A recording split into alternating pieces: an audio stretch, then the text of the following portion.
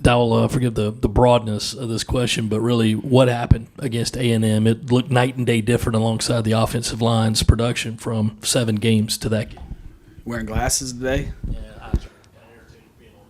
I got you. Sorry about that. No, I think it's you get a bye week. I told you guys we tweaked kind of some of the stuff we did during the bye week offensively with the schedule, and just had a chance to really focus on ourselves and get right, and also do some more study and have some more time on Texas A&M, elite defense and one rushing defense in the SEC for a reason. They do a great job schematically and talent. You tie it all together, and they're a handful, and there's a reason why I think they might have the best record in the SEC. But a lot of credit to our guys. Like, they took the challenge very serious. They knew what they needed to do. They knew what the areas and some of those things we needed to improve. And, we got a couple extra days to work on them, which obviously helped as well. But, the credit goes to not just those guys, but it's also Josh Simon and Rocket and Lenoris. Lenoris got us out of a couple tough spots. And, so it's just all those guys – taking the extra week of prep serious and being dialed in the game plan, and they did a great job handling that stuff. Hey, Dal, amongst all the things that led to the offensive success on Saturday, how important was the offensive line play? Yeah, it's everything. This is the SEC, the NFL is a line of scrimmage league. And the best you go back, you look at the NFL, like, you're not going to have good teams without great offensive lines. You're not going to have great defenses without great defensive lines. I say this all the time. Coverage always beats protection. Protection always beats coverage. Like, if you can protect long enough, like, your wide receivers have more time to get open. Defensively, if you can sack and affect the quarterback, like, your DBs all of a sudden become better. Is it as simple as saying, hey, just do everything that we did leading up to Texas A&M, and the results will kind of repeat or follow? Or is there more to it than so just much saying? more to it than that? Now, you know that by the way you ask the question. I know that, Hale. But I get what you're saying. I get what you're doing.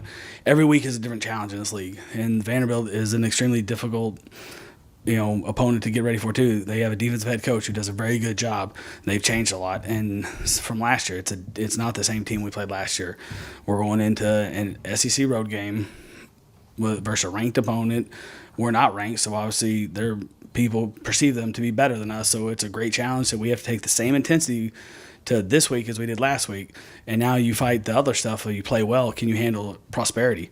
We've proven that we can handle adversity offensively, but now can you get everyone wants to pat you on the back, and they weren't doing that 2 or 3 weeks ago. So you better take the same intensity you got ready for against Texas A&M to this week, because it's going to be the same type of struggle. Their names are different. They look different, but they play a different style. This team plays really, really hard, and the strain is going to be real. So it's going to be a 4-quarter dogfight, and we need to have the mindset that last week was last week, and this week we're on to this one, and it's going to be a difficult challenge. Going back to the offensive line, how much of that is just individuals, young players that you've talked about, just getting better with more reps versus 5 guys playing together every week, kind of what you didn't have last week, and just the growth that comes from that continuity? It's both, and that it really is, and that's to Hale. The point is not just that simple. If it was, we'd play like that every week, but it's getting 5 guys to play well together. The only way to increase the value of the team is increase your own personal value. And how does a young player do that? He plays. Like, Lenoris to this point has played better every week, and Josiah is getting better every week, and some of these young guys Mazio Bennett's getting better every week. The offensive line gets to play every time they get to play together as a unit of 5, they get a little bit better, or they should get a little bit better. I told you guys that when this whole thing started. I knew where we were going to start. I knew what we had. I knew that there were going to be growing pains. I knew this thing was going to be hard. I knew that there was good in front of us, and now we've shown a little peek of it. But it doesn't matter what we did last week if we don't go out and play well and place and strain and win a ball game this week. It doesn't matter. Like, no one cares, and that's the intensity that everyone has to take in this whole game. But to their credit, they played really well last week. But now we're on to the next one, and the next one, this is the biggest one of the season. You've talked a lot the last couple of weeks of towing a line between telling Lenoris what he needs to work on and making sure that the athleticism, he never loses that. Yeah. What he did on Saturday of evading all those sacks, did you kind of watch the film with him like this is exactly the guy that we knew he had? Yeah, I felt that way the whole season. I know that sometimes on tape, like, we want as a fan base, as a coaching staff, everyone wants a little bit more. I promise we're in good hands at quarterback, guys. Like, this guy's a real dude, a real ball player who takes football very seriously, and he's working every day to improve for his teammates and for himself. We also talked about during the bye week, he and I, when you get the bye week, I told you guys, like, you're recruiting, you're doing a lot of stuff, but you're also, it gives you a little bit of, like, you're not capped by time. So there were a lot of conversations between he and I on how we're going to have to play this game to win the game. And we're not going to play this game not being aggressive, and we're not going to win this game versus a really, really good opponent, the number one defense in the SEC, being cautious. And, like, we need to go attack, and that needs to be the mindset for everyone. Like, we're going to attack, we're going to get this thing, we're not going to ease into the fight and get, try to make this a 15-round fight. Like, we need to go attack this thing and battle and show them that we're serious about trying to win this game. And he took that mindset to the game. The first play of the game, we call it go route, just to kind of set the tone of, like, hey, we're going to attack. We're not trying to, like, ease into this thing. And you don't do that. And you can't do that if you don't trust your quarterback.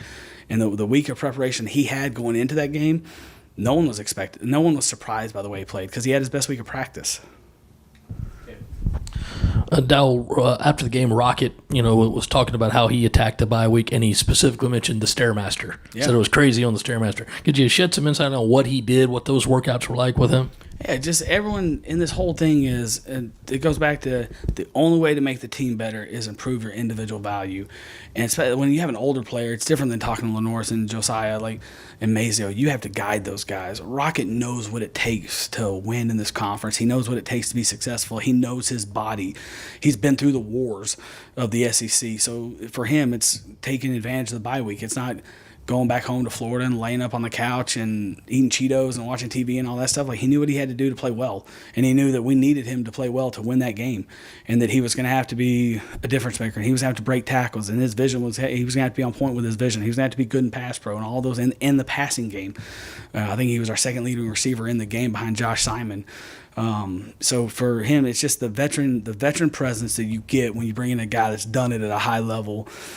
That it's like Xavier Leggett. I tell these guys all the time, like, guys, you had the perfect example of how to do things. Like Matthew Fuller, Jordan Howell, like, watch this guy who knows how to do it, who's done it at a high level. Watch what his bye week looks like. It's not go back home and go to my high school game and hang out with my boys and have a great time. Like, that's what the off season's for. That's what the summer's for. Like, it's about getting ready to play the next game. Mazio had those 2 catches on the drive before he had to come out that were in traffic, tough contested types of catches. And off the top of my head, it seems like he's made a few of those over the course of the season. Yeah. Has he grown that way in being able to work in that part of the field? And how much does it take for a guy to just get more experience to be able to sort of excel that way? The slot is a hard position to play because there's a lot of, you got to understand coverage. You have to be smart. You have to be able, it's not just smart, like book smart. You have to be able to think quickly. You have to be able to process quickly. When you talk to Mazio, you guys see it. Like, it's a quick thinker, but you can also feel his intensity when you talk to him. Like, he's dead serious as well. He's very prideful. He wants to be good at football. It's not just, he's gotten a lot of pat on the backs for having a pretty good year for a freshman. Like, if you asked him probably and he would tell you the truth, he'd probably say, I haven't done enough as a freshman. But that's his mindset. That's why he makes plays across the middle, because he's fearless. And part of being a slot receiver is you need to be fearless. You need to understand coverage. You need to have savviness. You need to have football instinct. But it's loud in between the hashes. And you have to go in there in these SEC games and play where it's loud and make contested catches and move the chains and do those things. Like, your slot receiver needs to be a chain mover, and he's just getting started. Like, he's gonna have a chance to be a really good slot receiver in this conference for a long time and a really good player for us for a long time. He just needs to keep taking the process and taking the right steps to continue to get better and growing up fast. I know you aren't scouting him, but I'm sure you've watched a little bit of Diego Pavia and wanted to know what you thought makes him successful in the SEC. Yeah, he's a baller. Like, he reminds me of in Cleveland we had Manziel. Like, he reminds me of watching that tape. Like, the guy just finds ways to make plays. He's got some of those Houdini qualities. I think the best thing for me, just watching tape, and now I don't get to see him live as much, because even during the games, like when we play him this weekend, like we're trying to we'll make adjustments and do those things. But and you get crossover games in the SEC. I think the Alabama game, I got to watch that when we were getting ready for Alabama's defense. But you talk about a guy that brings energy to this team. One of the qualities you talk about for a quarterback is, can he make everyone around him better? Well, obviously this guy does that at a high level. They were talking a lot on the broadcast about the the pin and pull stuff you guys were doing with the run game. Josiah said you guys have done that the whole season. Is that true? And then if so, you have to have great perimeter blocking to make that work. So can you kind of describe, was that something new? And then how did the perimeter blocking make it work so well? Yeah, Josiah is correct. We have done that. I don't know that it was game ready to do it at the level we did it at that game. But you're also looking at scheme. You're sitting there saying Texas A&M's D-line's really good. Like, they're really good. And you got to attack 53 and a third. We talked about this last week, like triple options. Like, is that a bootleg? Like, you got to stretch the field some way, somehow. Well, that was our answer versus those guys. And so we probably majored in a little bit more. And we hadn't done a ton of it to that point. And that's what the bye week helps you with. Like, you got a chance to challenge your schemes and see if your players can handle this stuff. Perimeter blocking is huge. And sometimes you need bigger wide receivers to be able to do that stuff and be able to sit there and block a defensive end, block a linebacker, block a bigger safety. We felt, and given the extra time, we felt like we could get that thing going a little bit to help us in that game to continue to stretch the field with, because you have to attack. There's a way to win every game. And it's your job as a coach sometimes to find that way to put your players in position to make plays. And you're not going to get in a freaking in a phone booth and beat Texas A&M. They're physical and they're big and they're really well coached and highly recruited. So that was our answer to kind of take away some of their strengths and play to some of our strengths. Josiah moves well. So for him, like, let's get him moving a little bit now. Now we have to find our receivers and our tight ends that can perimeter block versus defensive ends and linebackers as well. So that credit goes to those players because they executed schemes. And some of those they were hard on other guys, but it was playing to some of like Josiah and Case, and they move well, so it plays to their strengths. But Nick and Mazio, like, they did a great job on the edge. Josh Simon, they did a great job also helping and allowing the ball to get to the perimeter.